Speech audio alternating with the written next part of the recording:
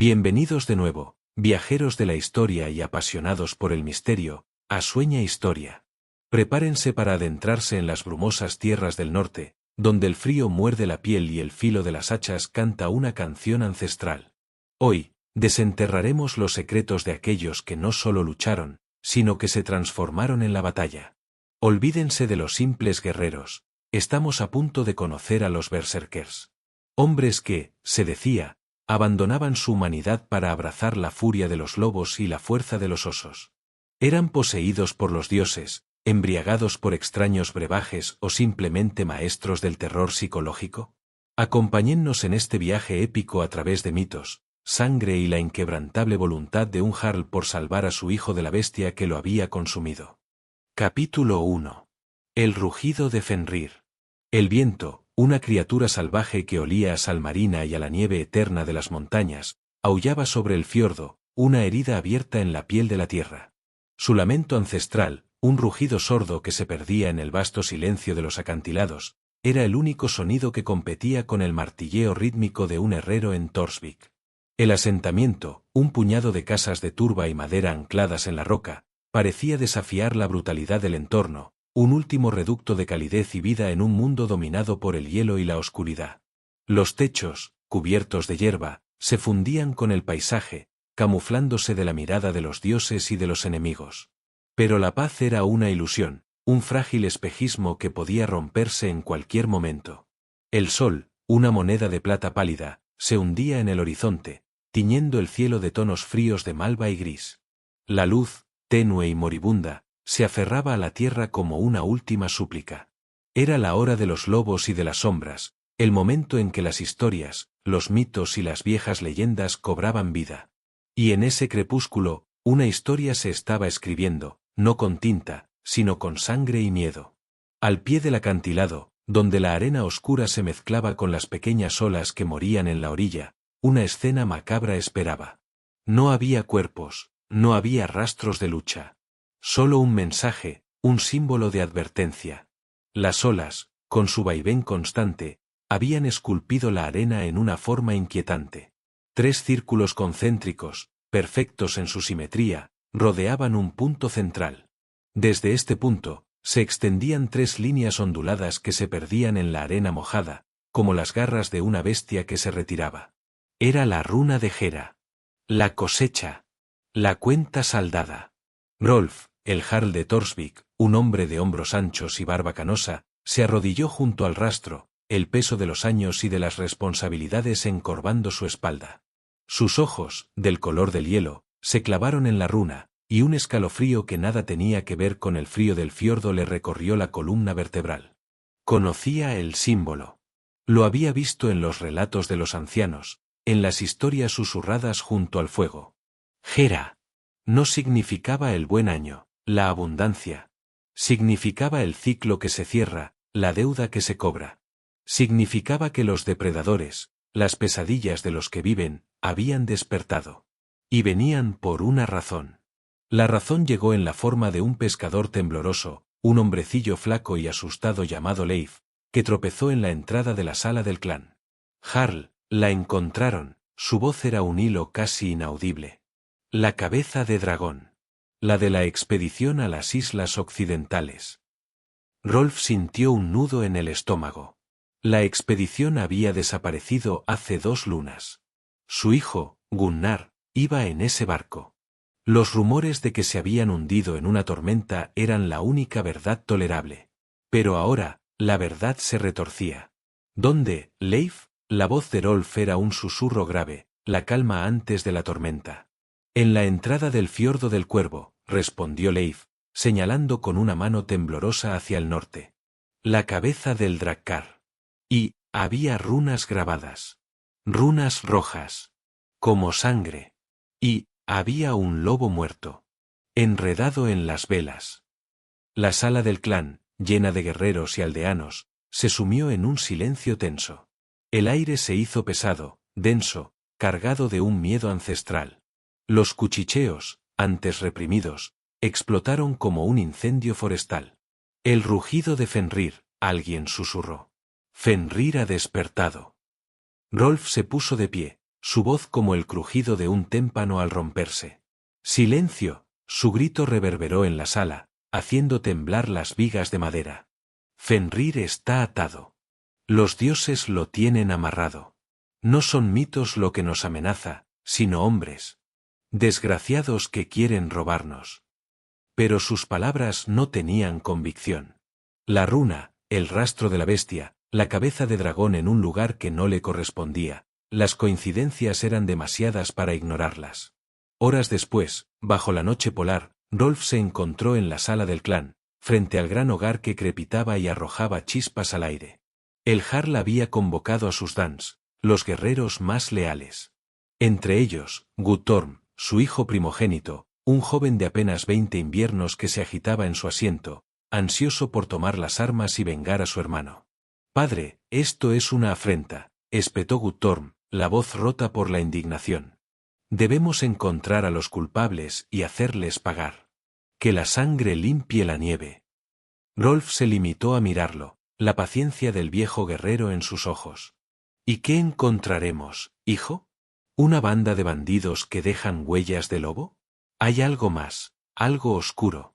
El símbolo en la arena no es una amenaza. Es una advertencia. Y la cabeza del Drakkar es una ofrenda». Fue entonces cuando Horn, el escaldo, un hombre de ojos penetrantes que pasaba sus días memorizando sagas y leyendas, levantó una mano temblorosa. «Jarl, he escuchado cuentos de un tipo de guerrero. No de este mundo, o no del todo. Los llamaban berserkers. Se decía que en el fragor de la batalla, su mente se rompía, su espíritu se transformaba. Que se convertían en bestias. En lobos, o en osos».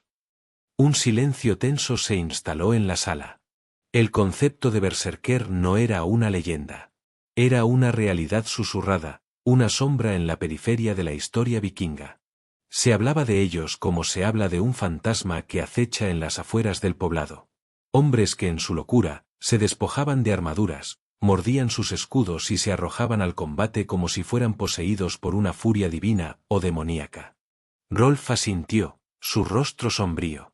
«Y hay más. Mis abuelos hablaron de la furia. No era algo que se podía aprender. Era una bendición, o una maldición de los dioses. Decían que el guerrero no elegía la furia lo elegía a él». El escaldo continuó, su voz apenas un hilo.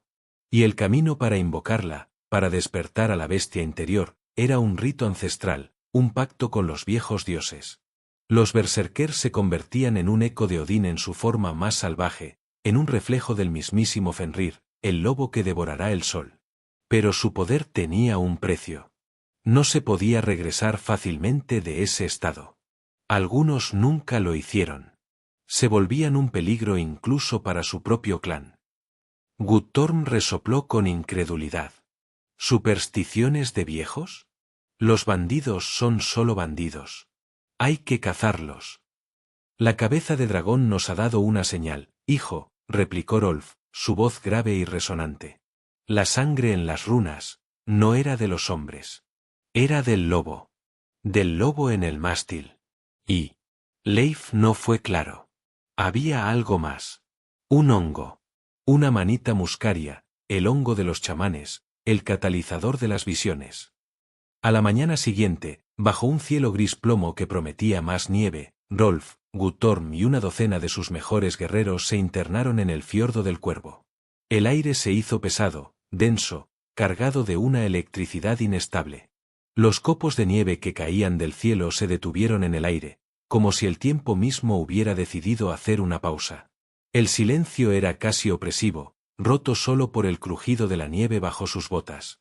La niebla se levantaba del suelo como el aliento de un dragón dormido, y cada árbol parecía albergar un secreto. El rastro de las huellas del lobo era más visible allí, un camino directo hacia la nada. No parecía que hubieran caminado, sino más bien que hubieran corrido, el rastro de la bestia mezclándose con el de los hombres, una amalgama confusa de pasos apresurados y zancadas imposibles. Finalmente, llegaron a la cabeza del Drakkar. No estaba hundida, sino varada en la orilla, erguida y orgullosa. Pero las runas rojas no eran de sangre, sino de una sustancia extraña, una pasta oscura y densa que olía a tierra y a amargura. Era una sustancia mágica, una poción. Al pie del mástil, junto al lobo muerto, había una pequeña bolsa de cuero. Rolf se agachó y la abrió. Contenía una pulsera de cuero con la runa de Hera. Una pulsera para Gunnar. Fue entonces cuando Guttorm gritó. No un grito de guerra, sino un grito de puro terror. Se dio la vuelta para encarar a su padre, con los ojos desorbitados. No fue el grito lo que causó el efecto, sino la palabra que pronunció a continuación, mientras miraba a un punto detrás de Rolf. Padre, tu sombra. Rolf se giró de golpe, la sangre helándose en sus venas. No había nada. Solo los árboles. Pero la voz de Guttorm había sonado tan real, tan llena de pánico. Y entonces Rolf lo entendió. Lo que no habían visto, lo que no habían oído, era lo que los había aterrorizado. Lo que lo había aterrorizado a él. Había una presencia. Invisible. Silenciosa. Una que no venía de los árboles ni de la roca. Sino de algo más profundo. Algo que acechaba en el límite de la razón. El viento dejó de soplar. El aire se hizo pesado, denso, cargado de una electricidad inestable. Los copos de nieve que caían del cielo se detuvieron en el aire, como si el tiempo mismo hubiera decidido hacer una pausa. Y entonces, desde las profundidades del bosque, no se oyó un aullido. Ni un rugido. Se oyó un suspiro. Largo y sibilante, como el aire escapando de los pulmones de una bestia milenaria. Un suspiro que, de alguna manera, tenía la forma de una palabra. Una palabra que nadie de ellos había escuchado antes, pero que todos comprendieron en sus entrañas. Ulfednar. Y ese, era solo el inicio. Los guerreros se quedaron inmóviles, sus espadas pesando en sus manos, mientras la sensación de ser observados se intensificaba, una presión en sus espaldas que les decía que no estaban solos. Que el juego había comenzado. Y que ellos, los que pensaban ser los cazadores, eran en realidad la presa. ¿Qué era Ulfednar? ¿Un guerrero? ¿Un monstruo? ¿O un espíritu antiguo que había despertado? La respuesta, o su ausencia, fue el último aliento de la esperanza antes de que las primeras sombras, las que no pertenecían a los árboles, comenzaran a alargarse desde el corazón del bosque, como la manifestación de una pesadilla ancestral. El rugido de Fenrir había comenzado, y no había escapatoria. Capítulo 2. El camino del oso y el lobo. La huella del lobo, del tamaño de un caballo, se extendía desde la orilla del fiordo hasta el corazón de un bosque espeso, un lugar donde la luz del sol nunca tocaba el suelo. No era un rastro simple, sino una narrativa grabada en la nieve. A cada paso, las huellas de la bestia se superponían y se mezclaban con las de un hombre descalzo. Un hombre que, a juzgar por el rastro, corría a una velocidad imposible, con zancadas largas y profundas que solo un gigante podría dar. Rolf, el jarl de Torsvik, y sus guerreros más leales siguieron el rastro con cautela. La niebla se levantaba del suelo como el aliento de un dragón dormido, y cada árbol, con sus ramas torcidas por el viento, parecía albergar un secreto. El silencio era casi opresivo, roto solo por el crujido de la nieve bajo sus botas y el latido desbocado de sus corazones. La sensación de ser observados era tan palpable como el frío que les mordía la piel. No se sentían como cazadores, sino como presas que se adentraban en la guarida del depredador. A medida que se adentraban, el paisaje se transformaba. El bosque se hacía más denso, los árboles más viejos y retorcidos. Y en sus troncos, las marcas del rastro se hicieron más explícitas. No eran solo huellas en la nieve. Eran garras. Marcas profundas y salvajes, como las que dejaría un oso al afilar sus garras en la corteza. Pero estas marcas no eran horizontales, como las de un animal. Eran verticales, como si una criatura bípeda se hubiera abalanzado sobre los árboles en un ataque de furia. La iconografía del oso, Berserk, y del lobo, Ulfednar, no era casual.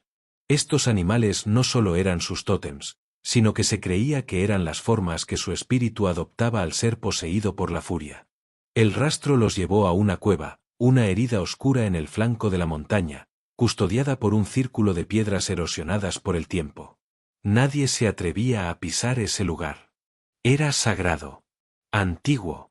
Un portal a un mundo donde las bestias y los espíritus se cruzaban. En la entrada, grabada en la roca, una nueva runa. Ingwaz. La runa de la fertilidad, del renacimiento. El camino del oso y el lobo, susurró Bjorn, el escaldo, la voz temblorosa de conocimiento y miedo. No es una secta, Jarl. Es un linaje. Una escuela. Los berserkers no se hacen, se vuelven. Se entrenan para ser algo más que hombres. Este es su lugar de iniciación. La preparación para convertirse en un berserker no era un simple entrenamiento militar. Era una iniciación, una senda ritualística y espiritual que buscaba unificar el alma del guerrero con el espíritu de las bestias sagradas. Se creía que la furia no era algo que se aprendía, sino algo que se invocaba.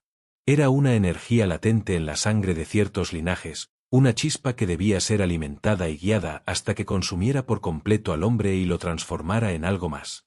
La preparación física era extenuante. Los futuros berserkers se sometían a pruebas de resistencia que rozaban la tortura.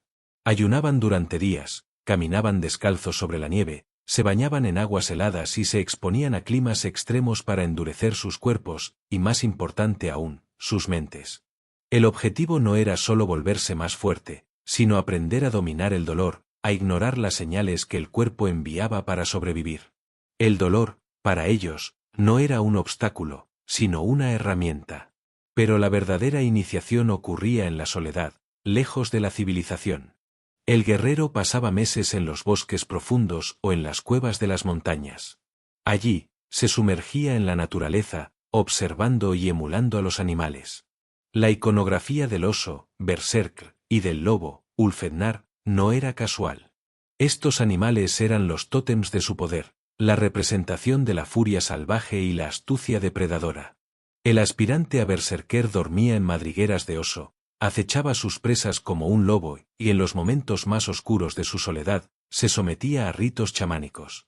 Se creía que el guerrero debía morir en un sentido simbólico para renacer como la bestia. Se realizaban rituales de purificación y ofrendas a los dioses, especialmente a Odín, el señor de la guerra y la locura, el patrón de los berserkers. Se untaban con la grasa de oso o la piel de lobo, y entraban en un estado de trance en el que se creía que su alma abandonaba su cuerpo para viajar al mundo de los espíritus. Al regresar, el guerrero no era el mismo. Llevaba las marcas de su transformación en su interior. La bestia se había fusionado con el hombre. Su mente estaba entrenada para ser un arma, un vehículo para la furia. A menudo, se les tatuaba o escarificaba la piel con los símbolos de sus tótems, el oso y el lobo, para sellar el pacto. Estos símbolos no solo eran un signo de su nueva identidad, sino que se creía que les otorgaban el poder de la bestia. La dieta también jugaba un papel importante. Se alimentaban de carne cruda para fortalecer su conexión con el animal que llevaban dentro. No era solo un acto de nutrición, sino un ritual sagrado que les permitía asimilar la fuerza, la velocidad y la resistencia de sus presas. El entrenamiento culminaba en la víspera de la batalla, donde el guerrero se preparaba para invocar la furia. Era un proceso personal y solitario. Se apartaban del grupo, masticaban las hojas de hierbas, o según algunas leyendas, ingerían pequeñas dosis de hongos alucinógenos, el Amanita muscaria o el Josiamus niger. La combinación de la preparación mental, el trance, posiblemente, las sustancias, llevaba al guerrero a un estado de éxtasis y furia incontrolable. La línea entre el hombre y la bestia se desvanecía. Los Ulfednar, los de piel de lobo, aullaban y corrían a cuatro patas. Los berserkers, los de piel de oso, gruñían y se lanzaban al combate sin dudar. Su entrenamiento no les enseñaba a luchar, sino a liberar su bestia interior. Y el resultado, como el caos que sigue a una tormenta, era una furia desatada en el campo de batalla, un horror psicológico para sus enemigos que veían a hombres convertirse en monstruos. El camino del oso y el lobo era un sendero que se adentraba en la oscuridad del alma humana para liberar su poder más primitivo y salvaje.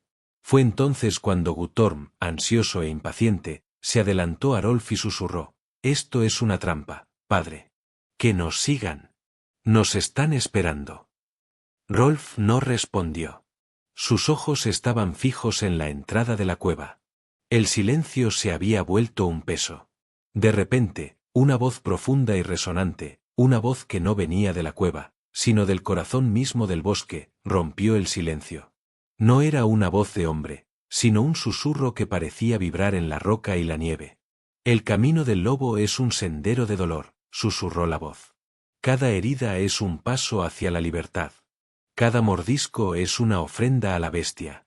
La sangre que te une a tu gente, la sangre que te ata a tu alma, debe ser purificada. El hombre debe morir para que el lobo nazca. La voz se desvaneció, dejando a los guerreros con el corazón en la garganta. Guttorm desenvainó su espada, el metal desnudo brillando a la luz moribunda. ¡Cobardes! ¡Muéstrense! No están aquí, hijo, replicó Rolf, la voz grave y resonante. Ya se han ido. Nos están observando. Nos están probando. La pulsera de tu hermano era una ofrenda a Fenrir, a la bestia que él abrazó. El camino del oso y el lobo es un sendero que se adentra en la oscuridad del alma humana para liberar su poder más primitivo y salvaje. De repente, un aullido se escuchó a lo lejos. No era un aullido de lobo. Era un grito de dolor. Humano. Un aullido que resonó en el valle y que hizo que Rolf y sus hombres se miraran con horror. El aullido venía de Torsvik. La bestia, la criatura de las sombras, no estaba en el bosque. Estaba en casa. Y había comenzado la cosecha. Capítulo 3. El abrazo de Odín. El aullido, desgarrado por el pánico y el dolor, resonó en el valle, un eco fantasmal que se adhirió al frío aire de la mañana. No era el grito de un guerrero en combate, sino el lamento de un hombre que se enfrenta a una fuerza que no puede comprender. Provenía de Torsvik. La bestia, la criatura de las sombras, no estaba en el bosque. Estaba en casa. Y Rolf, el jarl, sintió un escalofrío de un terror que no había conocido en sus años de guerra. Se había adentrado en el fiordo, persiguiendo un rastro de lobo y un mito, mientras el verdadero depredador se infiltraba por detrás, sigiloso y brutal, como un fantasma de la noche. Guttorm, su hijo, soltó un gruñido. La sangre, esa misma sangre que había jurado vengar en el cuerpo de su hermano, ahora le hervía en las venas. Regresemos, padre. Ahora. Rápido. Rolf, sin dudarlo, dio la vuelta y se apresuró a regresar. La procesión de guerreros, que había avanzado con cautela, ahora corría por la nieve, con el miedo helándoles el alma. El rastro de lobo y hombre que habían seguido les parecía una burla. El enemigo no estaba adelante. Siempre había estado detrás. Cuando llegaron, la escena era un cuadro de caos y terror. No había signos de un ataque a gran escala. No había barcos enemigos, ni estandartes extraños. Había una sola casa, la del Skald Horn, envuelta en llamas. El humo, un pilar negro que se elevaba hacia el cielo plomizo, era el único testigo de la masacre. Los aldeanos se agolpaban en la plaza, sus rostros una máscara de miedo, sus voces un susurro tembloroso. En el centro de la plaza, el cuerpo de Horn yacía sobre la nieve. No había sido asesinado por una espada o un hacha. Su cuerpo estaba desgarrado, como si lo hubieran atacado con garras, y en su pecho, grabada con la misma sustancia oscura que habían encontrado en el barco de su hijo, una nueva runa. Otala. La runa de la herencia. Del linaje. Pero la runa no era lo que les hizo congelarse en el sitio. Era lo que no veían. La puerta de la casa de Horn estaba rota. No por un hacha, sino por una fuerza brutal. Una de las tablas del marco había sido arrancada de cuajo, como si una bestia inmensa la hubiera mordido y arrancado. Y en la entrada, sobre el suelo de tierra, el mismo hongo que habían encontrado en la cueva. El Amanita muscaria. La voz de un anciano, un susurro ronco, se alzó entre la multitud. El abrazo de Odín ha vuelto. El trance berserker, el estado de furia descontrolada que les otorgaba su poder, fue y sigue siendo uno de los mayores enigmas de la historia. ¿Qué era lo que desataba esa transformación radical? ¿Era un fenómeno puramente espiritual, una manifestación de la voluntad divina, o había una explicación más terrenal, más biológica? Las sagas y los relatos orales atribuyen este fenómeno al favor de Odín. Se decía que el padre de todos, en su aspecto de dios de la guerra y la locura, extendía su abrazo a ciertos guerreros, infundiéndoles su propia furia. Los berserkers se veían a sí mismos no solo como guerreros, sino como una extensión de la voluntad de Odín. La batalla no era solo un combate por la victoria, sino un ritual sagrado en el que encarnaban la esencia de su dios. El fervor religioso y la autosugestión jugaban un papel crucial. La creencia inquebrantable en su invulnerabilidad, alimentada por los mitos y los rituales, probablemente les permitía ignorar las heridas y el dolor, entrando en un estado de éxtasis que los hacía inmunes a la debilidad humana. Sin embargo, los estudiosos modernos sugieren que la respuesta podría ser más compleja y menos mística. Una de las teorías más populares es la ingestión de sustancias psicoactivas. El hongo Amanita muscaria, conocido por sus propiedades alucinógenas, es una de las principales candidatas. Este hongo, con su distintiva tapa roja y puntos blancos, es nativo de las regiones nórdicas. Se sabe que su ingestión provoca un estado de euforia, alucinaciones, un aumento de la fuerza percibida y una disminución del dolor. Para un guerrero nórdico que buscaba una ventaja en la batalla, estas propiedades serían invaluables. Otra sustancia propuesta es el beleño, Josiamus niger. Esta planta, altamente tóxica en grandes dosis, se sabe que causa delirio, alucinaciones, agresividad y una pérdida del control.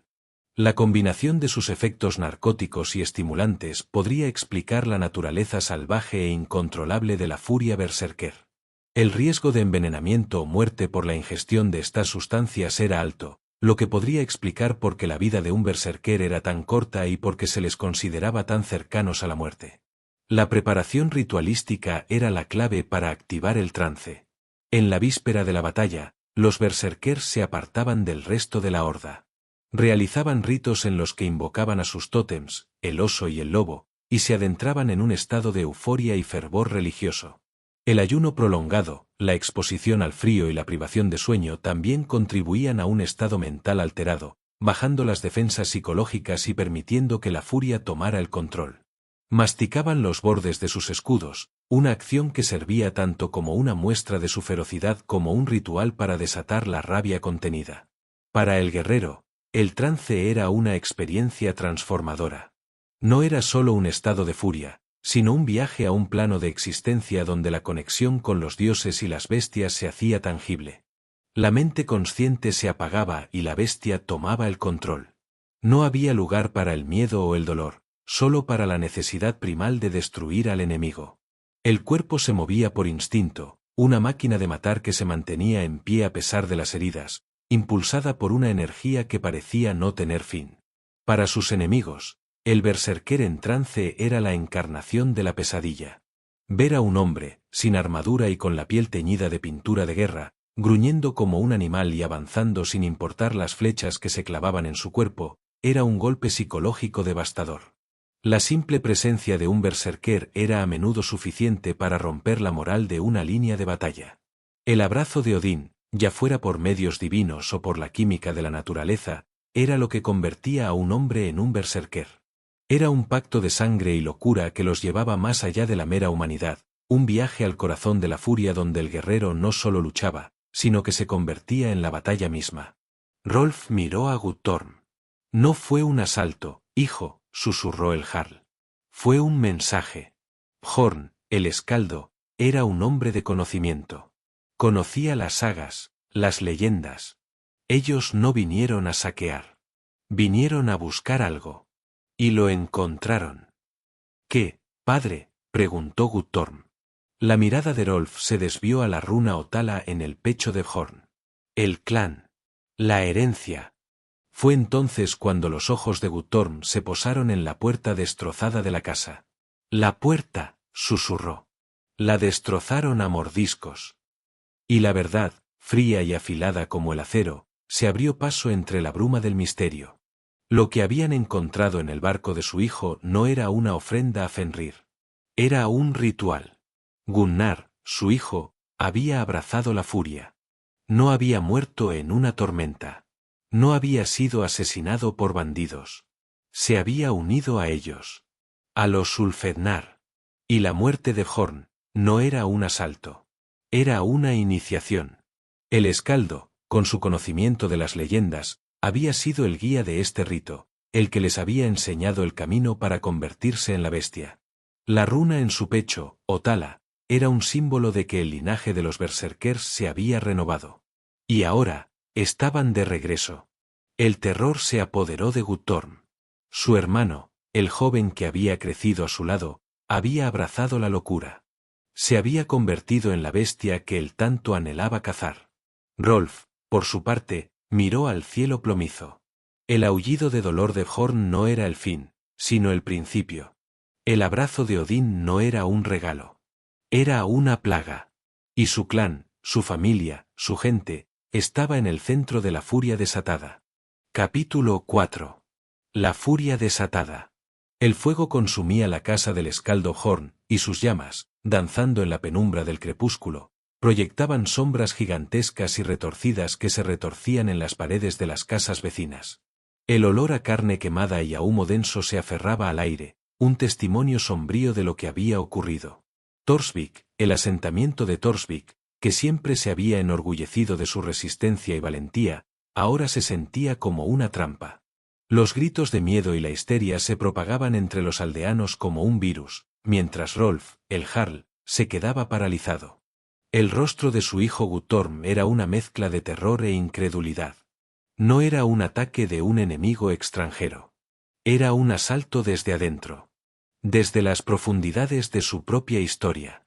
La verdad, fría y afilada como el acero, se había abierto paso entre la niebla del misterio. Gunnar, el joven que había desaparecido, no estaba muerto. No había perecido en una tormenta o en un ataque pirata. Había abrazado la locura. Se había convertido en la bestia que él tanto anhelaba cazar. Y la muerte de Bjorn no era un asalto, sino una iniciación. El Escaldo, con su conocimiento de las leyendas, había sido el guía de este rito, el que les había enseñado el camino para convertirse en la bestia.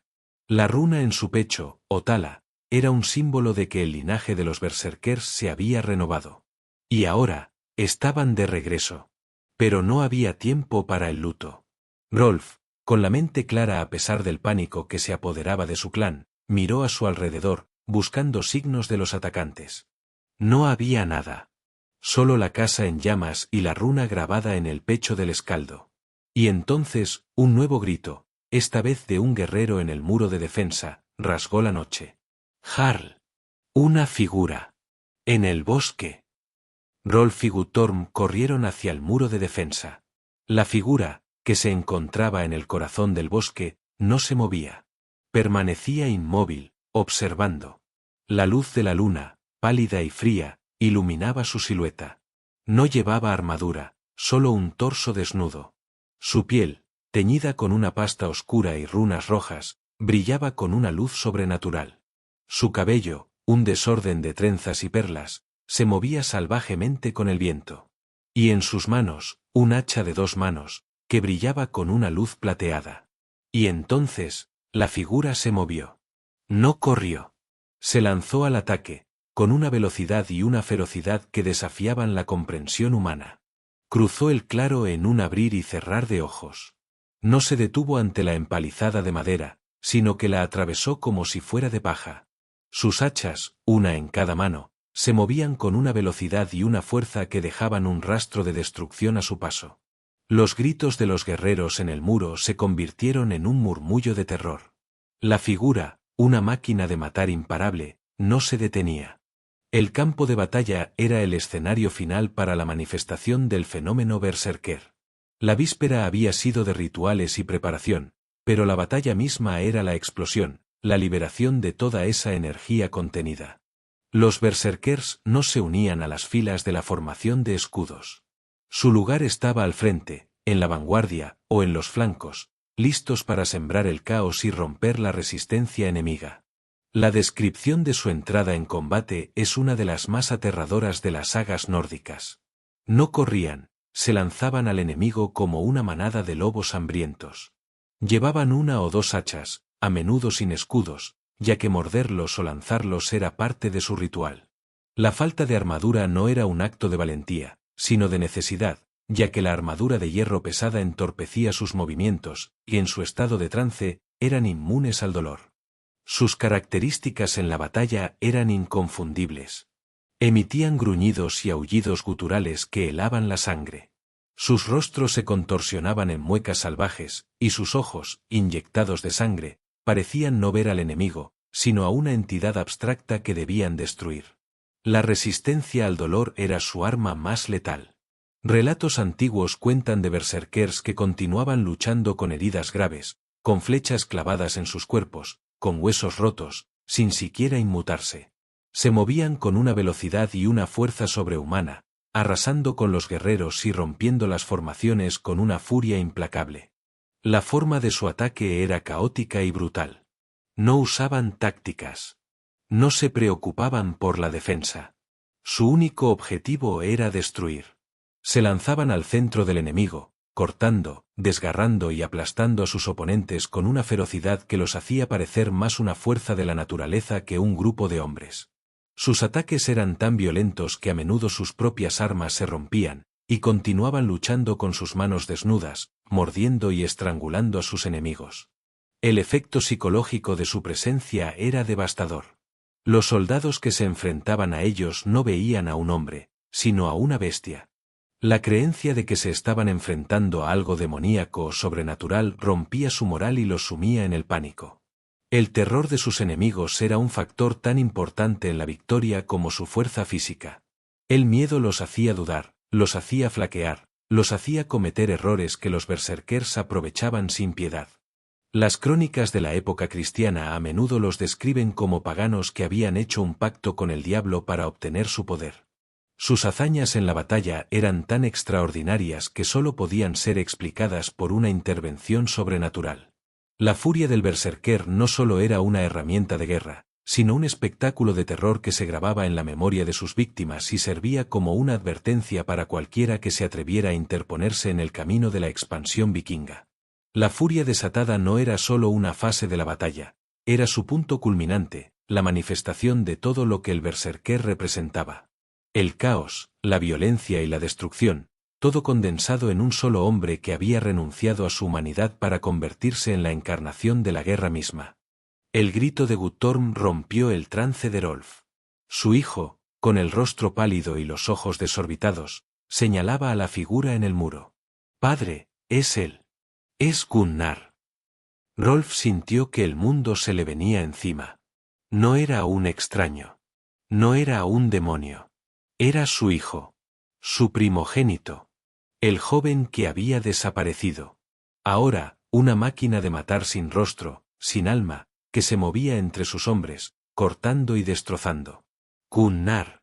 Detente», gritó Rolf, su voz desesperada. Pero el berserker no escuchaba. Sus oídos estaban cerrados a la voz de su padre, a la voz de la razón. Solo escuchaba el rugido de la bestia en su interior. Rolf, con la espada en la mano, se lanzó al combate. No para matar a su hijo, sino para detenerlo. Para traerlo de vuelta. Pero Guttorm lo detuvo. «No, padre. No es tu hijo.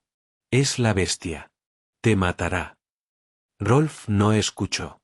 Se lanzó hacia el berserker. La figura, sin inmutarse, se giró para enfrentarlo. Sus ojos, que Rolf recordaba de un azul claro, ahora eran un rojo carmesí. Su boca, abierta en un gruñido, mostraba dientes afilados como cuchillos. El berserker lanzó un ataque. Rolf, con la experiencia de años de combate, esquivó el golpe y contraatacó. Pero el berserker no sintió la espada. Continuó su ataque, sus hachas volando, cortando el aire con una velocidad y una fuerza que Rolf no podía igualar. El combate fue rápido y brutal. Rolf, con un golpe de su espada, hirió al berserker en el hombro.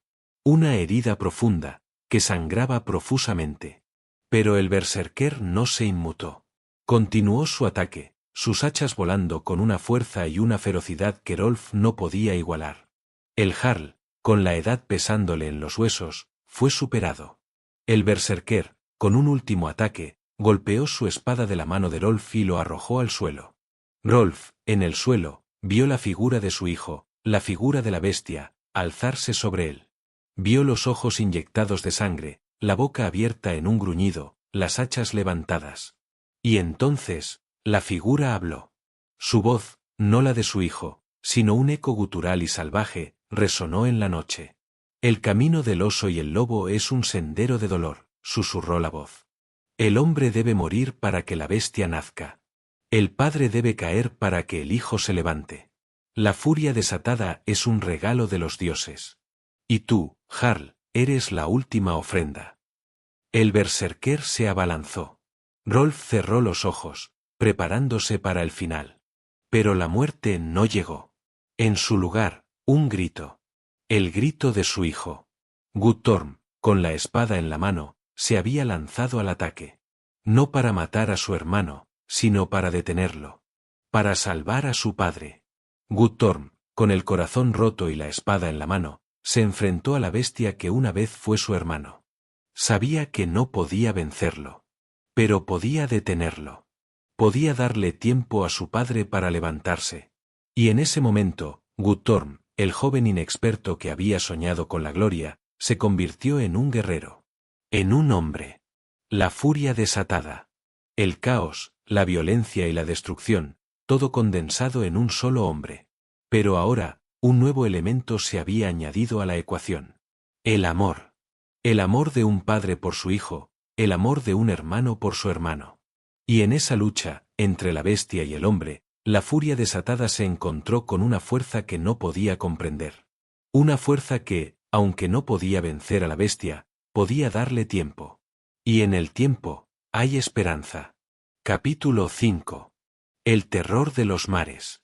La batalla en el asentamiento de Torsvik no duró mucho. Era un combate desigual, una colisión brutal entre la ferocidad animal y la estrategia humana. Guttorm, el joven guerrero que había soñado con la gloria, se encontró de repente en el corazón de la pesadilla. Su hermano, Gunnar, el berserker, no luchaba como un hombre. No bloqueaba, no esquivaba. Se movía con una velocidad cegadora, con el cuerpo endurecido por la furia, y cada golpe de su hacha era un trueno que resonaba en la noche. Guttorm, a pesar de su valentía, no era rival para él. La espada de Guttorm cortó la carne de su hermano, pero el berserker no se inmutó. Las heridas que habrían derribado a cualquier hombre no eran más que rasguños para él.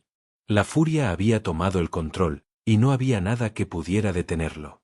Rolf, el Jarl, se levantó del suelo, su cuerpo dolorido, su mente atormentada por la visión de sus dos hijos. Uno, una bestia sedienta de sangre. El otro, un joven que se sacrificaba por su familia. El Jarl no podía luchar contra su propio hijo. No podía matarlo. Pero no podía permitir que lo matara a él. Con una rapidez que contradecía su edad, Rolf agarró un escudo del suelo, uno que había sido partido en dos por el hacha de su hijo, y se lanzó de nuevo a la batalla. La lucha continuó, un caos brutal de acero, sangre y gritos. Los guerreros de Torsvik, paralizados por el miedo, solo podían mirar. Su Jarl, su líder, luchaba contra la bestia que había sido su hijo. Y la bestia, un espectro de lo que fue un hombre, seguía adelante, sin sentir las heridas, sin ver a sus enemigos, solo moviéndose con una furia implacable. Pero entonces, algo cambió. Un grito, no de dolor, sino de furia, se alzó desde el fondo del fiordo. Era un grito profundo y gutural, un aullido que resonó en las montañas y que hizo temblar el suelo.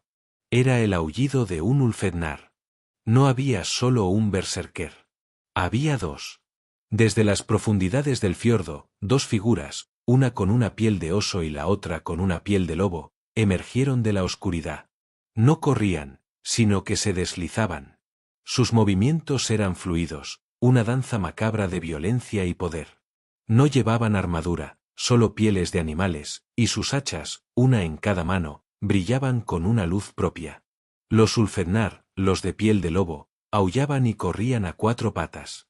Los berserkers, los de piel de oso, gruñían y se lanzaban al combate sin dudar. Y ahora, estaban de regreso, para llevar a cabo su siguiente ritual. Las incursiones vikingas, famosas por su rapidez y brutalidad, encontraron en los berserkers a sus agentes más efectivos. Las largas y angostas embarcaciones vikingas, los dracares, no solo llevaban a guerreros a costas extranjeras, sino que también llevaban el terror, y el berserker era la punta de lanza de ese pánico. La llegada de los vikingos a las costas de reinos anglosajones, francos y eslavos era un evento aterrador en sí mismo. Pero la visión de los berserkers saltando de las naves, sin armadura y con un rugido que no era humano, elevaba el asalto a un nuevo nivel de horror. Se convirtieron en el epítome de la fama vikinga como invasores implacables. Los ataques a monasterios, ricos en tesoros y con poca defensa, eran el escenario perfecto para la exhibición de la furia berserker. Los monjes, acostumbrados a la paz y la oración, se enfrentaban a una fuerza que no podían comprender. Los relatos de monjes que vieron a los berserkers destrozar puertas de madera con sus propias manos, que observaron cómo las flechas de los guardias se clavaban en sus torsos sin que ellos siquiera se dieran cuenta, se esparcieron por toda Europa, amplificando la reputación de los vikingos hasta convertirlos en una fuerza casi mítica.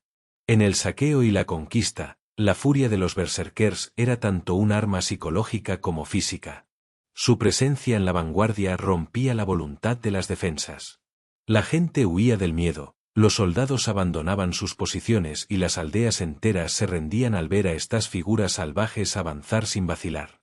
El berserker no solo robaba tesoros, robaba la moral, la esperanza y la cordura de sus enemigos. Eran la encarnación de un castigo divino para aquellos que, en la visión de los vikingos, habían olvidado el poder de los viejos dioses. Su papel en las incursiones no era el de un estratega o un líder, sino el de un destructor. Se les enviaba a las zonas más fortificadas, a las puertas de las ciudadelas y a las líneas de defensa más densas, con la certeza de que su furia descontrolada causaría el caos necesario para que el resto de los guerreros vikingos pudiera penetrar. Eran una fuerza de la naturaleza, un martillo que golpeaba la civilización hasta que se desmoronaba. Las historias de su ferocidad se convirtieron en un arma por sí mismas. Las incursiones vikingas no necesitaban de un gran ejército. La simple noticia de que berserkers estaban en el barco era suficiente para sembrar el terror. Las ciudades pagaban grandes sumas de plata para evitar su llegada, y los reyes se rendían antes de que las hachas de estos guerreros tuvieran la oportunidad de probar la sangre. El terror de los mares no era solo un nombre para la era de las incursiones vikingas, sino el legado de los berserkers. Fueron ellos quienes, con su brutalidad sin par, forjaron la imagen del vikingo como un demonio del norte, una reputación que perduraría a lo largo de los siglos y que transformaría la historia de Europa. Rolf vio a su hijo, Gunnar, ahora un berserker, lanzar un ataque contra Guttorm. Pero Guttorm no se movía. Su rostro, una máscara de dolor y amor, miraba a su hermano. Y entonces, con una voz que era una mezcla de súplica y orden, Guttorm le habló. Gunnar, soy yo, tu hermano. Vuelve a mí. El berserker, que había estado a punto de lanzar el golpe final, se detuvo. Su cuerpo, tenso por la furia, se relajó. Los ojos, inyectados de sangre, se suavizaron por un instante. Un solo instante de lucidez. Y en ese instante, Rolf vio a su hijo. Vio el miedo en sus ojos. El miedo de la bestia que había tomado el control. Pero el instante de lucidez fue solo eso. Un instante. El berserker, con un aullido de furia, se lanzó de nuevo al ataque. Pero Guttorm no estaba solo. Los dos nuevos berserkers, el de la piel de oso y el de la piel de lobo, se unieron a la batalla. No para luchar contra Gunnar, sino para luchar con él. La bestia, en su soledad, había encontrado a su manada. La batalla se convirtió en un caos brutal.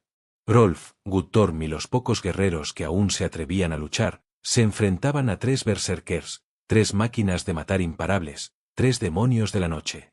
Y en medio de la masacre, en medio del caos, Rolf vio un destello de luz. Era el hacha de Guttorm. No para matar a su hermano, sino para cortar la cadena de la locura. Guttorm, con un golpe de su hacha, cortó el brazalete de Gunnar. El brazalete con la runa de Hera. La runa que sellaba su pacto con la bestia. Y entonces, el trance se rompió. Gunnar, el berserker, cayó al suelo, su cuerpo tembloroso, sus ojos vacíos. La bestia se había ido. Y lo que quedaba, era un hombre. Un hombre que había abrazado la furia, y que ahora se enfrentaba a las consecuencias de sus actos. La sangre en sus manos, la sangre de sus amigos, de su propia gente. El terror de los mares no había llegado en Drakkars. Había llegado en la forma de su propio hijo. Y el Jarl, Rolf, se enfrentaba a la verdad más aterradora de todas. La guerra más grande que jamás libraría no sería contra un enemigo extranjero, sino contra el monstruo que vivía en el corazón de su propia familia. Y el primer round, la furia desatada, había llegado a su fin. Capítulo 6. Mitos y monstruos. La sangre de los guerreros de Torsvik teñía la nieve de carmesí, un testimonio silencioso del horror que había tenido lugar.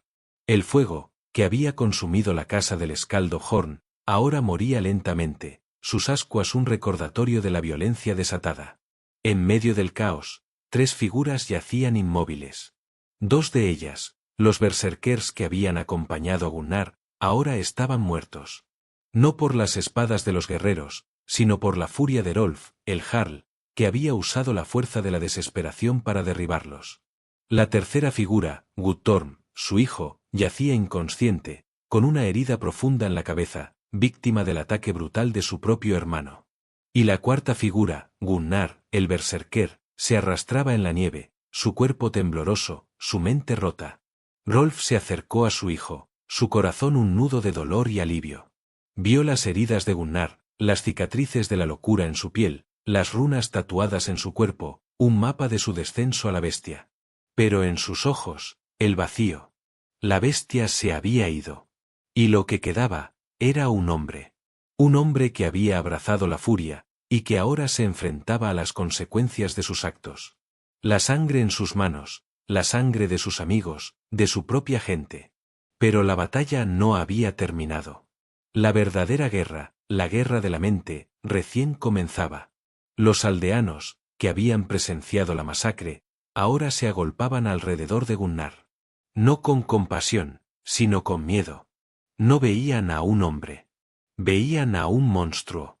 Y el terror que sentían era tan palpable como el frío que les mordía la piel. La visión de un hombre que se transformaba en una bestia no era solo un evento aterrador, sino que se convirtió en una leyenda.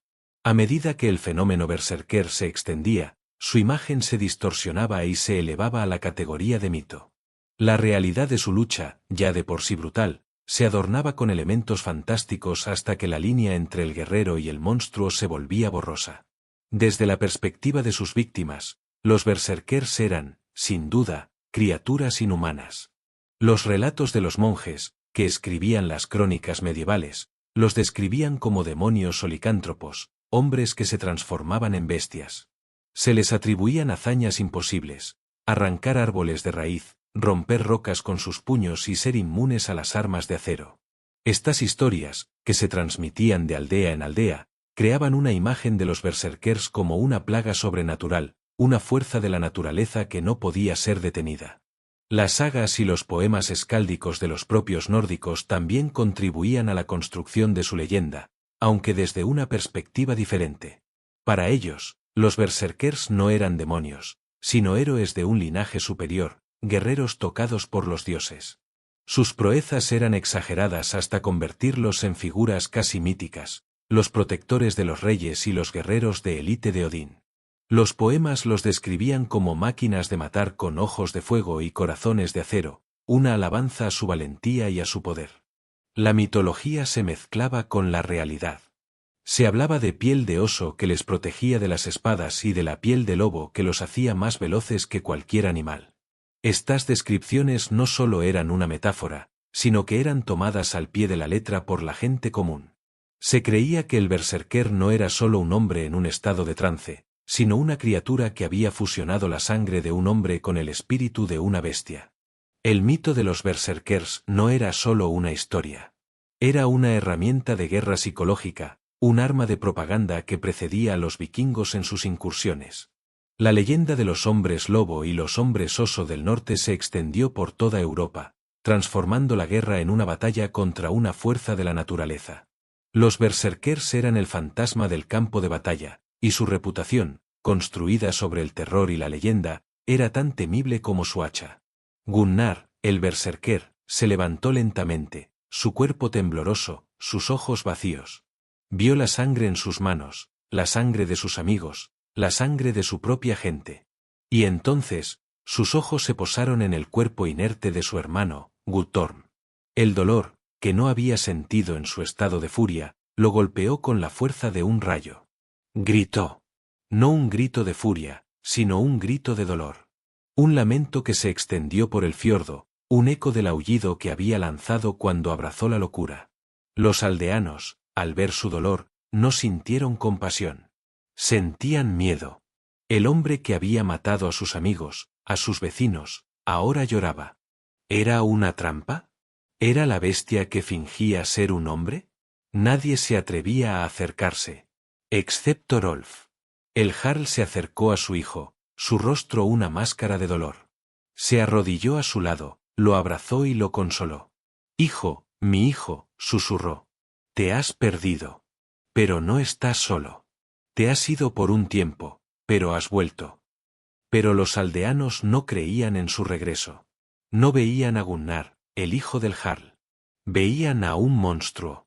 Vieron la sangre en su cuerpo, el color de la muerte. Y lo que es peor, vieron el color de la locura en sus ojos. Un anciano, un hombre sabio que había perdido a su hijo en el asalto, se acercó a Rolf. Jarl, este hombre, esta criatura, no es tu hijo. Es una bestia. Y la bestia, si se le da una oportunidad, volverá a morder. La bestia debe morir. Rolf miró al anciano. Vio el dolor en sus ojos, la ira que consumía su alma. Pero también vio el miedo. El miedo de un hombre que había visto a un monstruo matar a su hijo. No, susurró Rolf. Es mi hijo. Y lo que ha hecho, lo ha hecho por un poder que no puede controlar. Un poder que lo ha consumido. Pero lo que queda, es mi hijo. Y lo defenderé. Con mi vida si es necesario. La declaración de Rolf no convenció a los aldeanos. Su lealtad al jarl era inquebrantable, pero su miedo a la bestia era aún mayor. Se retiraron, susurrando entre ellos. La confianza se había roto. La comunidad se había dividido. Y en el centro de la división, estaba Gunnar, el berserker. Gunnar, el hombre que una vez fue el orgullo de su padre, ahora era un paria. Un monstruo. Un mito. El terror de los mares no había llegado en Drakkars. Había llegado en la forma de su propio hijo. Y el jarl, Rolf, se enfrentaba a la verdad más aterradora de todas. La guerra más grande que jamás libraría no sería contra un enemigo extranjero, sino contra el monstruo que vivía en el corazón de su propia familia. Pero la guerra no había terminado. La verdadera guerra, la guerra por el alma de su hijo, recién comenzaba. El jarl Rolf, con el corazón roto y la espada en la mano, se enfrentó a la tarea más difícil de su vida. No para matar a un monstruo, sino para salvar a su hijo de la locura. Para traerlo de vuelta. Para demostrar a su gente que el hombre podía vencer a la bestia. Pero el camino, sabía Rolf, sería largo y brutal. Porque la furia desatada, una vez que ha probado la sangre, no se rinde fácilmente. Y la bestia, una vez que ha tomado el control, no suelta a su presa. Capítulo 7. La doble cara de la furia. El amanecer se alzó sobre Torsvik como un espectro pálido, tiñendo el fiordo con un gris melancólico. El fuego se había extinguido, dejando un hedor a cenizas y un rastro de destrucción. La nieve, antes inmaculada, ahora estaba manchada de sangre.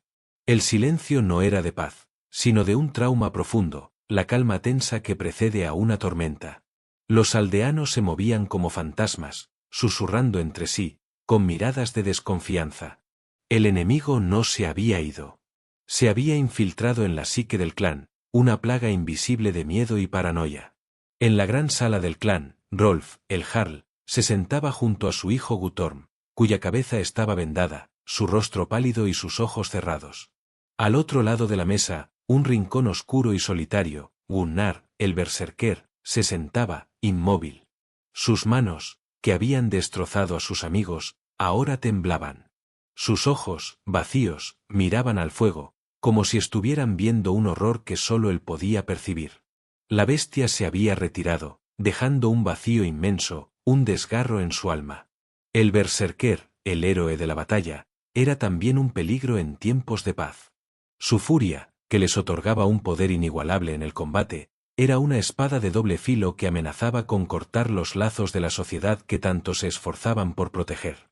Gunnar, el hijo del Jarl, el joven prometedor que había desaparecido, ahora era un paria. Un monstruo. Un mito. La gente de Torsvik, que lo había visto transformarse en una máquina de matar, no podía olvidar. No podían perdonar. El principal desafío era el control. Una vez que el trance de la furia se desataba, no se podía apagar fácilmente. El berserker, al regresar de la batalla, no era el mismo hombre. La bestia que había invocado aún rugía en su interior. Los relatos hablaban de berserkers que, al volver a casa, continuaban con su furia, atacando a sus propios compañeros y a sus familias. La línea entre la locura de la batalla y la cordura del día a día se desvanecía. Gunnar, ahora que el trance se había roto, se enfrentaba a esa realidad.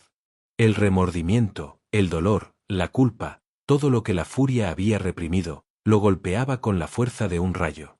La sociedad nórdica, organizada en clanes y regida por el honor y la ley, tenía dificultades para integrar a estos guerreros. La imprevisibilidad del berserker los hacía peligrosos. No se podía saber cuándo la furia los consumiría de nuevo.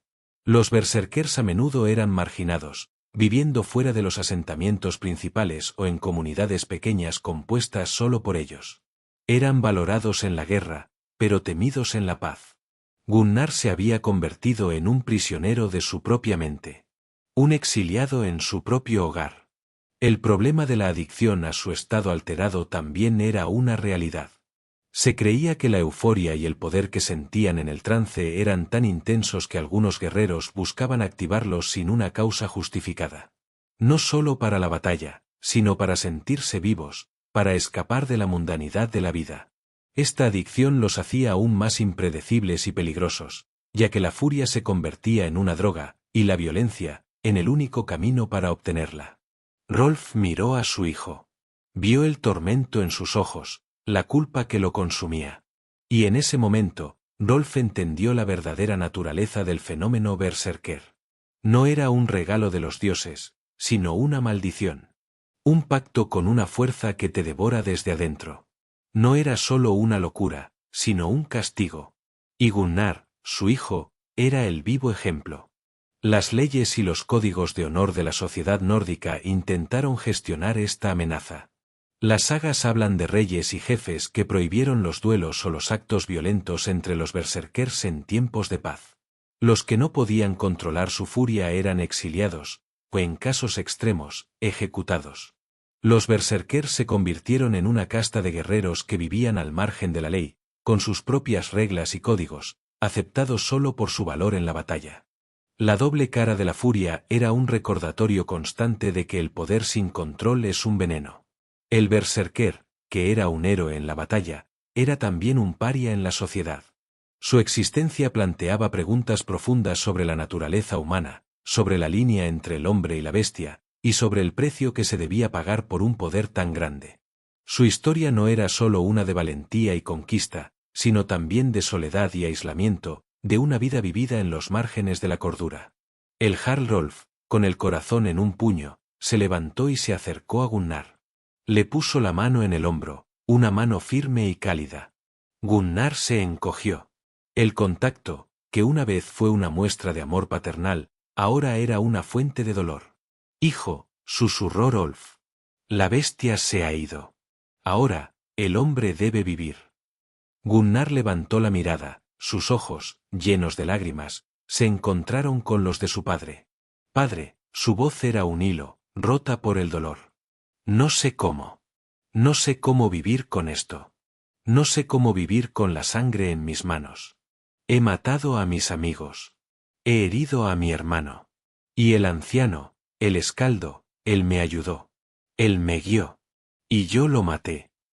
Rolf lo abrazó, un abrazo que no había dado en años. Un abrazo de consuelo y de perdón. Lo sé, hijo. Lo sé. Pero la bestia lo hizo. No tú. La bestia que te ha consumido. Y ahora, Debemos encontrar la manera de que no regrese.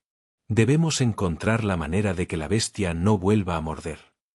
Pero la gente de Torsvik no creía en las palabras de su jarl.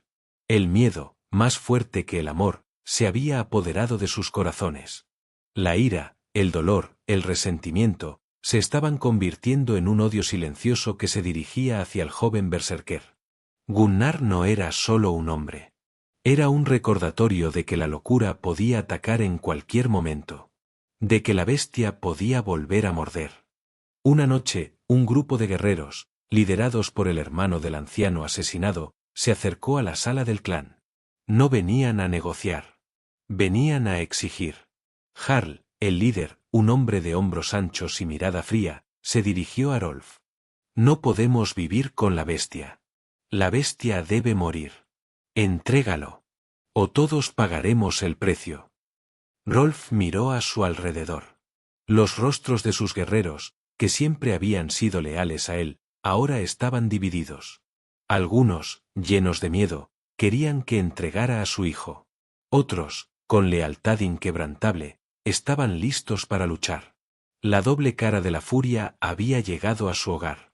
Y Rolf, el jarl, se enfrentaba a una elección imposible. Entregar a su hijo a la muerte, o luchar por él y arriesgar la vida de su gente. El terror de los mares, que había llegado en la forma de su propio hijo, ahora amenazaba con destruir su hogar. Y la guerra más grande que jamás libraría no sería contra un enemigo extranjero, sino contra el miedo y la ira que vivían en el corazón de su propia familia. Pero la guerra no había terminado. La verdadera guerra, la guerra por el alma de su hijo, recién comenzaba. El jarl Rolf, con el corazón roto y la espada en la mano, se enfrentó a la tarea más difícil de su vida. No para matar a un monstruo, sino para salvar a su hijo de la locura. Para traerlo de vuelta. Para demostrar a su gente que el hombre podía vencer a la bestia. Pero el camino, sabía Rolf, sería largo y brutal. Porque la furia desatada, una vez que ha probado la sangre, no se rinde fácilmente. Y la bestia, una vez que ha tomado el control, no suelta a su presa. Capítulo 8. La conquista de tierras y mentes. La noche cayó sobre Torsvik como un manto de hierro, pesada y fría. En la gran sala del clan, la tensión era un ente vivo que se retorcía en el aire. El silencio de los guerreros era más ruidoso que cualquier grito de guerra. Rolf se había negado a entregar a su hijo. Su decisión, un acto de amor y desesperación, había fracturado la lealtad de su clan. La mayoría de los Dans, los guerreros que habían jurado proteger a su jarl, ahora lo miraban con una mezcla de respeto y traición. El hermano del anciano asesinado, un hombre llamado Einar, era su voz. Jarl, dijo Einar, su voz grave y resonante, hemos perdido a hombres y a un escaldo. Hemos visto la bestia. No podemos vivir con ella. Si la defiendes, ¿cómo podemos dormir por la noche? ¿Cómo podemos confiar en que no nos matará en nuestras camas? La ley dice que la bestia debe morir. Rolf, con la espada de su hijo en la mano, se levantó. La ley dice que el jarl debe proteger a su clan. Y protegeré a mi hijo. Porque no es una bestia. Es un hombre que está roto. Y lo repararé. Las palabras de Rolf no convencieron a Einar. La desconfianza era un veneno que corría por las venas del clan. La gente de Torsvik, que había crecido con la idea de que los berserkers eran monstruos, no podía aceptar que uno de ellos viviera entre ellos. El terror de los mares, que había llegado en la forma de su propio hijo, ahora amenazaba con destruir su hogar. Pero en medio del caos, una voz se alzó. La voz de Guttorm, el hijo herido de Rolf. Guttorm, que había despertado, se levantó con dolor y miró a su hermano. Vio la culpa en sus ojos, el tormento que lo consumía. Y Guttorm, en un acto de amor que rivalizaba con el de su padre, se acercó a Einar. Einar, dijo Guttorm, su voz débil pero firme, mi hermano no es una bestia. Es mi hermano. Me salvó. Me salvó de la bestia que lo había tomado. Él luchó. Él luchó contra ella. Y yo lo ayudé. La bestia está muerta. Lo que queda, es mi hermano. Las palabras de Guttorm no sanaron las heridas, pero sembraron una semilla de duda. Algunos de los guerreros, que habían visto a Guttorm enfrentarse a la bestia, comenzaron a vacilar. La lealtad a Guttorm, el joven guerrero que había mostrado una valentía sin igual, era un contrapeso al miedo. Pero la paz era un concepto frágil en un mundo de guerreros. El Jarl Rolf sabía que la única forma de sanar a su clan era con la guerra. Una guerra que no sería para saquear o conquistar, sino para redimir. La única forma de demostrar a su gente que Gunnar no era una bestia, era enfrentarse a una. La oportunidad se presentó con la llegada de un mercader. Un mercader que traía noticias de un reino vecino, un reino que se había negado a pagar tributo al Jarl Rolf. Un reino que, según el mercader, había contratado a un grupo de guerreros de élite. Guerreros que, según los rumores, eran berserkers. La guerra contra este reino no era solo una cuestión de honor o de conquista. Era una oportunidad para Rolf de demostrar a su gente que su hijo podía controlar la furia. Una oportunidad para Gunnar de redimirse. Y una oportunidad para Torsvik de unir sus filas de nuevo. En la conquista de los reinos anglosajones y eslavos, los berserkers fueron utilizados como un arma estratégica. Las crónicas históricas de la batalla de Stamford Bridge, aunque con un toque de exageración, narran cómo un solo berserker detuvo el avance del ejército anglosajón, matando a decenas de hombres él solo. Esta hazaña, real o no, muestra cómo su leyenda se había convertido en un factor decisivo en el campo de batalla. La participación de los berserkers en las campañas de conquista no era al azar.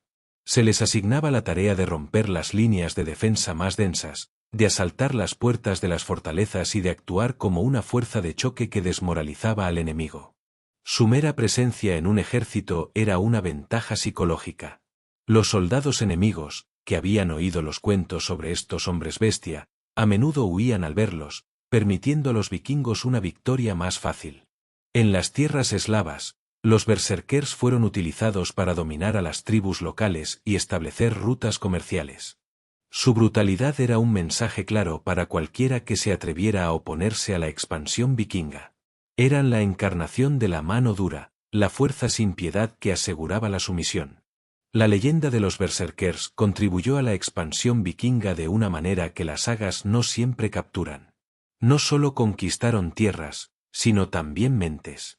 La reputación de los vikingos como guerreros invencibles se basaba en gran parte en el miedo que inspiraban los berserkers. La simple posibilidad de enfrentarse a uno de ellos era suficiente para que los reinos se rindieran, las ciudades pagaran tributo y los líderes optaran por la paz en lugar de la guerra. El berserker no era solo un guerrero, era un símbolo. La encarnación de la furia y el caos que caracterizaba la era vikinga. Su rol en la conquista fue fundamental para el establecimiento de los reinos vikingos en Inglaterra, Normandía y Rusia. Fueron los que, con su violencia y su locura, rompieron la resistencia y abrieron el camino para que el resto de la civilización vikinga pudiera establecerse y prosperar. Su historia no era solo una de batalla, sino una de conquista, de cómo el miedo puede ser una fuerza tan poderosa como el acero. El Jarl Rolf, con la espada en la mano, se enfrentó a Einar y a sus seguidores. Sé lo que están pensando. Que no puedo controlar a la bestia. Que la bestia nos matará a todos. Pero no es así. La bestia no ha vuelto. La bestia está dormida. Y la única forma de que no despierte, es que no tenga hambre. Y el hambre de la bestia, es la guerra. Así que, ¿quieren la guerra? La tendrán. Las palabras de Rolf, su valentía y su convicción, hicieron que sus guerreros vacilaran. La lealtad a su jarl, que había sido cuestionada, ahora se reafirmaba. El clan, que había estado a punto de romperse, ahora se unía. Pero no se unía por la fe, sino por la necesidad. Necesitaban una victoria para sanar las heridas. Y para sanar, necesitaban una batalla. El Jarl Rolf, con Guttorm a su lado, reunió a sus guerreros. La noche anterior, el clan había estado a punto de autodestruirse. Ahora, se preparaban para la guerra. La guerra contra un reino vecino. La guerra para salvar a su clan. Y la guerra para redimir a un hijo. Pero Gunnar no podía luchar. El miedo a la bestia, la culpa de sus actos, lo paralizaba. No podía empuñar un hacha. No podía levantar un escudo.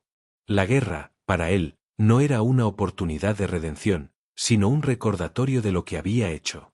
Un recordatorio de lo que había perdido. La vida, la cordura y la fe de su gente. El Jarl Rolf miró a su hijo, su rostro una máscara de dolor. Hijo, susurró. No te pido que luches. Te pido que vivas. Te pido que vivas para que yo pueda vivir. Para que tu hermano pueda vivir. Para que tu gente pueda vivir. La guerra es la única forma de que la bestia no vuelva a morder. La guerra es la única forma de que podamos vivir en paz. Gunnar, el berserker, miró a su padre. Vio el amor en sus ojos, el dolor que lo consumía. Y en ese momento, Gunnar entendió. La guerra no era solo para sanar a su clan. Era para sanarlo a él. Era para darle una razón para vivir. Una razón para luchar. No por la furia, sino por la vida. Y así, el Jarl Rolf, con su hijo, el berserker, a su lado, se preparó para la guerra. La guerra que no era para saquear o conquistar, sino para redimir. La guerra que no era para matar, sino para vivir. Y en esa guerra, el Jarl Rolf, con su corazón roto y su espada en la mano, se enfrentó a la tarea más difícil de su vida. No para matar a un monstruo, sino para salvar a su hijo de la locura. Para traerlo de vuelta. Para demostrar a su gente que el hombre podía vencer a la bestia. Pero el camino, sabía Rolf, sería largo y brutal.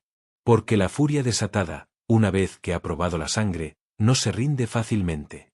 Y la bestia, una vez que ha tomado el control, no suelta a su presa. Capítulo 9. El crepúsculo de la bestia. El frío de la noche, afilado como una hoja de obsidiana, se aferró al cuerpo de Rolf mientras observaba a sus guerreros prepararse para la guerra. La confianza, tan frágil la noche anterior, había regresado. Pero no era la misma confianza de antes. No era una fe ciega en su Jarl, sino una necesidad de demostrarse a sí mismos que el miedo, la plaga que había infectado su hogar, podía ser derrotado con acero y sangre.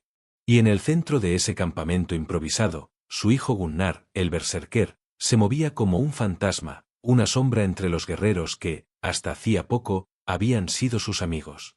Su mirada, vacía de emoción, se fijaba en el hacha que sostenía en su mano, un arma que se sentía ajena a su cuerpo. Guttorm, con la cabeza vendada, se acercó a su hermano.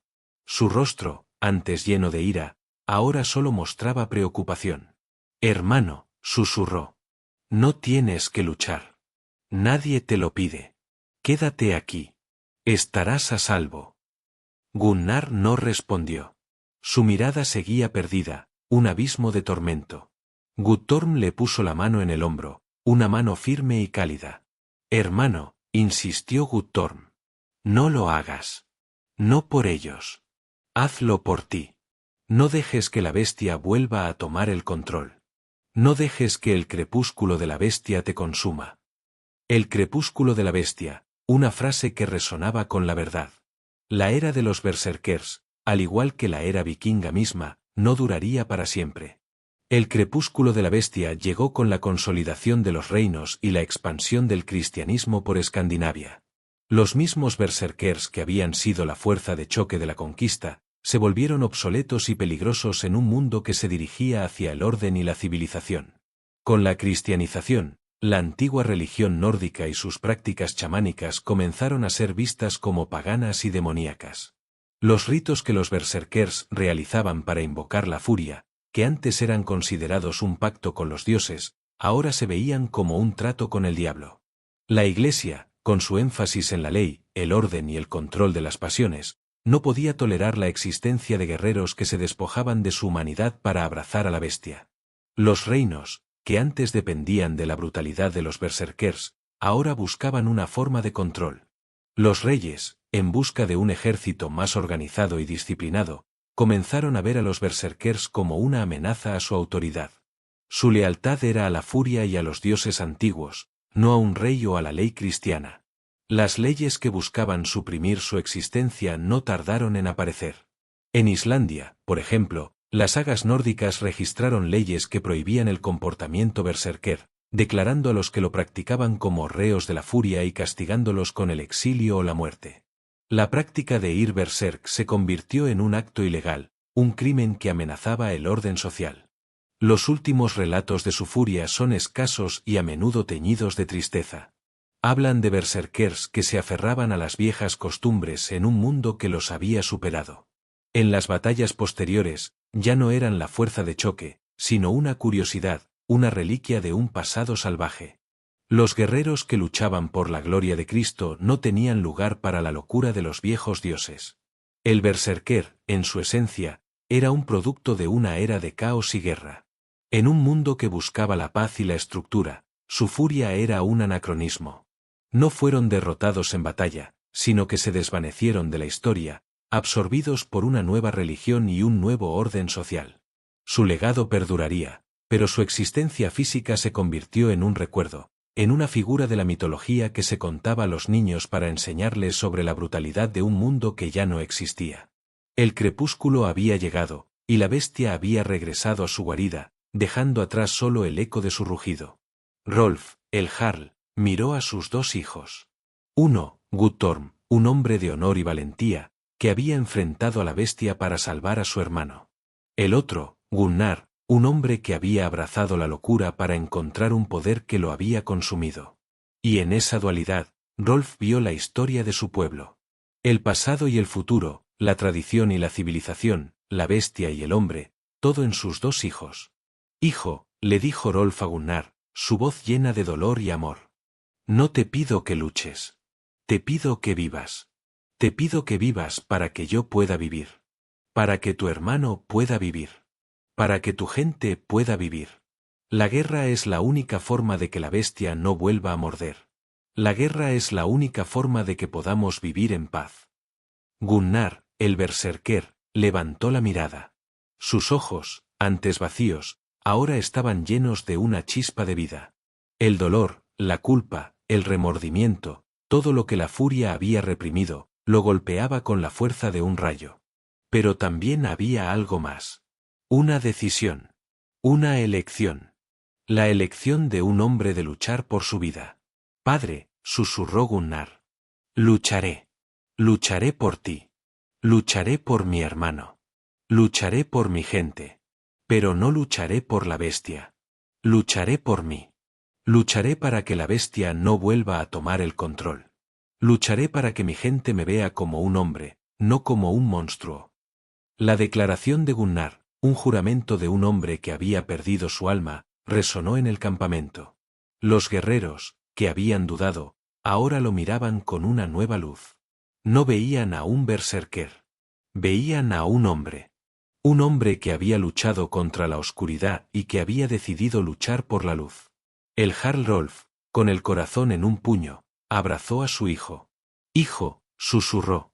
Nunca he estado tan orgulloso de ti. La guerra no es para matar. Es para vivir. Y así, el Jarl Rolf, con Guttorm a su lado, se preparó para la guerra.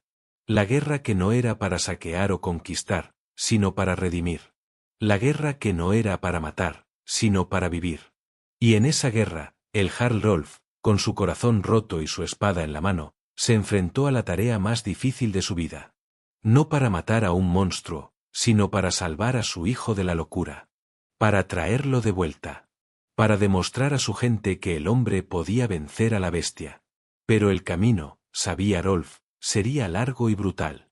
Porque la furia desatada, una vez que ha probado la sangre, no se rinde fácilmente.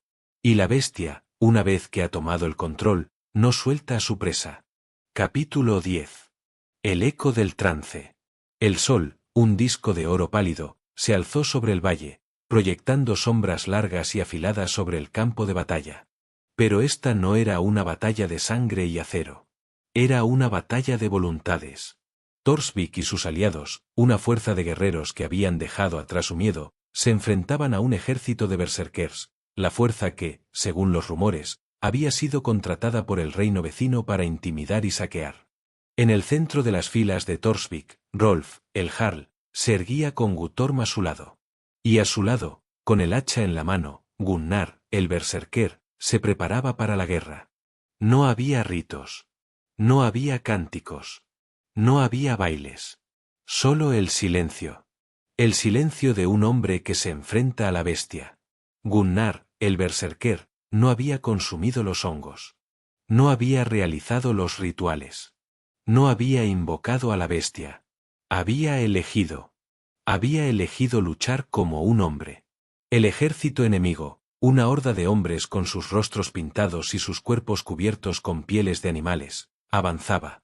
A la cabeza, su líder, un berserker imponente, con los ojos inyectados de sangre y la boca abierta en un gruñido. Los gritos de los guerreros de Torsvik, que habían sido silenciados por el miedo, ahora se alzaban en un grito de guerra, una muestra de su valentía y de su lealtad a su jarl. La batalla comenzó, una colisión brutal de acero y carne. Rolf y Guttorm se lanzaron al combate, luchando con la fuerza de la desesperación. Pero sus miradas se desviaron hacia Gunnar. Y lo que vieron fue un milagro. Gunnar luchaba con una habilidad que nunca antes había tenido. No era la fuerza bruta de un berserker, sino la habilidad de un guerrero. Se movía con la gracia de un lobo, con la fuerza de un oso, pero con la mente de un hombre. Esquivaba, bloqueaba, contraatacaba. No mataba, sino que incapacitaba. No luchaba por la furia, sino por la vida. Pero la bestia no se rendía fácilmente. El líder de los berserkers enemigos, que había visto a Gunnar, se lanzó al ataque. Traidor, rugió. Has traicionado a los dioses. Has traicionado a la bestia. Morirás como un hombre. Gunnar no respondió. Su mirada, llena de determinación, se encontró con la del berserker. Y en ese momento, el eco del trance resonó. El legado de los berserkers no se desvaneció con el fin de la era vikinga. Su impacto en la cultura popular, la literatura y la comprensión moderna de los vikingos es innegable. Aunque su existencia real como guerreros de élite se desvaneció, su mito perduró, transformándose en un arquetipo que ha fascinado a generaciones. Su historia, una mezcla de brutalidad y misticismo, sigue siendo una fuente de inspiración. Desde los relatos de Tolkien, que usó el término berserker para describir a sus guerreros más feroces, hasta los videojuegos modernos y las series de televisión que los retratan como un tipo de guerrero único, el berserker ha capturado la imaginación del público. Su figura se ha convertido en sinónimo de furia, poder indomable y una conexión primal con la naturaleza. El fenómeno berserker nos invita a reflexionar sobre la complejidad de la mente humana. ¿Qué podemos aprender de un estado de conciencia que anula el miedo y el dolor? ¿Es la furia un arma que puede ser utilizada, o una maldición que consume a quien la empuña? Los berserkers nos obligan a confrontar la dualidad de la violencia humana, la delgada línea que separa al hombre de la bestia, la cordura de la locura. Su legado también nos habla de la fusión de la religión, la cultura y la guerra. El berserker no era solo un guerrero, sino una manifestación de la cosmovisión nórdica. Su existencia era un testimonio del poder de los dioses antiguos y de la conexión de los hombres con el mundo natural y espiritual. Nos recuerda que, para la gente de esa época, la guerra no era solo un conflicto territorial, sino un acto sagrado. Hoy, el eco del trance berserker resuena en nuestra comprensión de los vikingos. No eran solo ladrones y saqueadores, sino también una cultura con una rica mitología y una profunda conexión con el mundo natural. El berserker era la encarnación de esa cultura, la manifestación de sus valores más salvajes y nobles. Su furia nos recuerda que el poder más grande que puede poseer un guerrero no es la espada, sino la voluntad. La batalla, que había comenzado como una masacre, ahora se había convertido en un duelo. El líder berserker, la bestia sin control, se enfrentaba a Gunnar, el hombre que había luchado por su alma. El berserker enemigo, cegado por la furia, se lanzó al ataque. Gunnar, con un movimiento rápido y preciso, esquivó el golpe y contraatacó. Su hacha, que antes había sido un instrumento de muerte, ahora era un instrumento de vida. No mató al berserker, sino que lo golpeó en el cuello, lo suficiente para dejarlo inconsciente. La batalla terminó. Los guerreros enemigos, al ver a su líder derrotado, se rindieron. La guerra, que había sido una excusa para la violencia, se había convertido en una victoria. Y en el centro de esa victoria, Gunnar, el berserker, se erguía, no como un monstruo, sino como un héroe. Un héroe que había luchado contra su propia oscuridad y había ganado. Rolf se acercó a su hijo, sus ojos llenos de orgullo y alivio.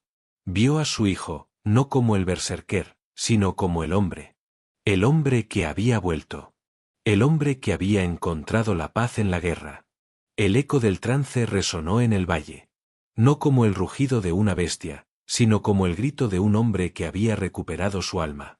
Y en ese grito, el Jarl Rolf, con el corazón en paz, se enfrentó a la tarea más difícil de su vida. No para matar a un monstruo, sino para guiar a su hijo a la luz. Para ayudarlo a vivir con su pasado. Para demostrar a su gente que el hombre podía vencer a la bestia. Pero el camino, sabía Rolf, sería largo y brutal. Porque el eco de la furia, una vez que ha resonado, no se apaga fácilmente. Y el hombre, una vez que ha visto a la bestia, nunca es el mismo. Reflexión final. El crepúsculo se cierne sobre Torsvik, no solo en el cielo, sino en el alma de su gente. La victoria ha sido dulce, pero el precio ha sido amargo. La paz, esa frágil moneda que se negocian los hombres, ha regresado, pero el miedo, la plaga que había infectado su hogar, no se ha ido. Se esconde en las sombras, en los susurros de los ancianos, en la mirada de los niños que vieron a un hombre convertirse en una bestia. La historia de Gunnar, el berserker, no es solo la de un guerrero que lucha contra una horda de monstruos. Es la historia de todos nosotros. Es el reflejo de la batalla eterna entre la razón y la pasión, entre la humanidad y el instinto. El trance de Gunnar no fue un regalo de los dioses, sino una maldición. Un pacto con una fuerza que te devora desde adentro. No fue solo una locura, sino un castigo. Un castigo por atreverse a mirar en el abismo, por atreverse a abrazar la oscuridad. El berserker, en su esencia, es un producto de una era de caos y guerra. Pero en un mundo que busca la paz y la estructura, su furia es un anacronismo. No fue derrotado en batalla, sino que se desvaneció de la historia, absorbido por una nueva religión y un nuevo orden social. Su legado perduraría, pero su existencia física se convirtió en un recuerdo, en una figura de la mitología que se contaba a los niños para enseñarles sobre la brutalidad de un mundo que ya no existía. El crepúsculo había llegado, y la bestia había regresado a su guarida, dejando atrás solo el eco de su rugido. Pero el eco, una vez que ha resonado, no se apaga fácilmente. El eco del trance, el recuerdo de la furia, es un recordatorio constante de que la bestia no está fuera, sino dentro. Que el monstruo no es un enemigo, sino una parte de nosotros. Que la guerra más grande que jamás libraremos no es contra un enemigo extranjero, sino contra la oscuridad que vive en el corazón de nuestra propia alma. Y en esa lucha, el Jarl Rolf, con el corazón roto y la espada en la mano, se enfrentó a la tarea más difícil de su vida. No para matar a un monstruo, sino para guiar a su hijo a la luz. Para ayudarlo a vivir con su pasado. Para demostrar a su gente que el hombre podía vencer a la bestia. Pero el camino, sabía Rolf, sería largo y brutal.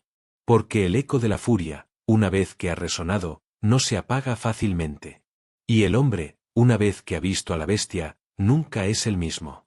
La historia de los berserkers es un viaje al corazón de la oscuridad humana, pero también una lección sobre el poder del mito y la forma en que los miedos y las fantasías de una era pueden moldear el legado de un pueblo. Nos invita a reflexionar sobre nuestra propia naturaleza. ¿Quiénes somos cuando la furia toma el control? ¿Somos capaces de vencer a la bestia?